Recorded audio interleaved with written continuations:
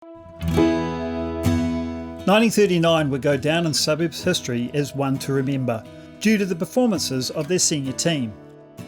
There were tough battles early on for Suburbs, but the best opposition in the second division competition that year was Otahuhu, and Suburbs were soundly beaten when they first met in Week 5 at Eden Park. Otahuhu was the first team to secure promotion, leaving Suburbs and College Rifles to battle it out in an effective playoff for that second spot. Suburbs won comfortably by 14 points to 3 and won the promotion to the first division the club had been hoping for since it started fielding a senior team again in 1936.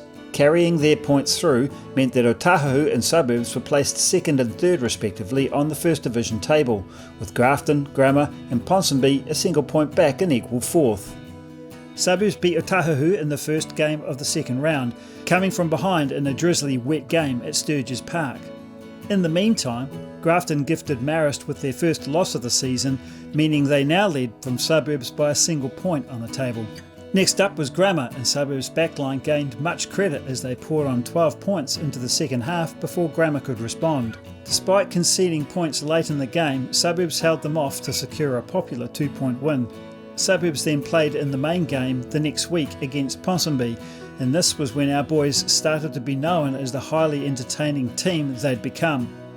The crowd were thrilled by what was described in the papers as speedy interpassing, and that had the crowd constantly on its feet, sometimes in a frenzy of excitement.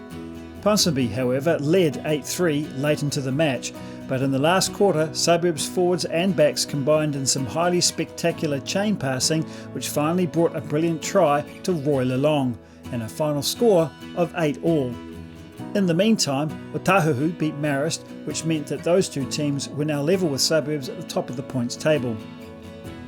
Next, Suburbs easily beat Training College, however Grafton beat Otahuhu, so now Marist and Suburbs were now tied at the top when they played the main game at Eden Park.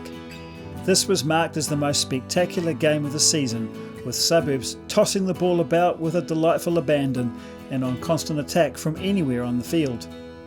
In the Suburbs team, Charlie Brady had been playing brilliantly at halfback and a useful combination with first five Danny Green.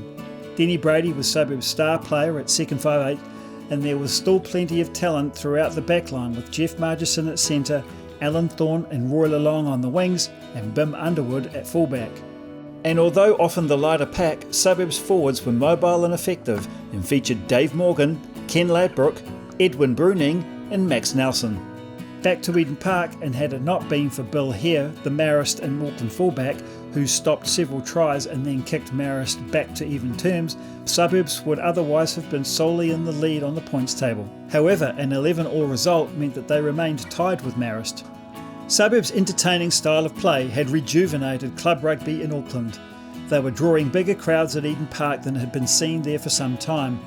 They were thwarted, however, in the penultimate round of matches by an experienced North Shore team who hadn't performed very well that year, but set out to upset Suburbs' attacking style and to good effect. They knocked Suburbs off their game and won 11-3. Suburbs unfortunately finished the year being beaten by a very good Grafton team who had come from behind to beat Suburbs at their own game. Just 2 weeks prior, our team rightly would have felt like they had a real chance of lifting the Gallagher Shield for the first time in the club's history. Despite the final failure to do so, this side would be remembered as a supremely entertaining team that breathed life back into Auckland club rugby.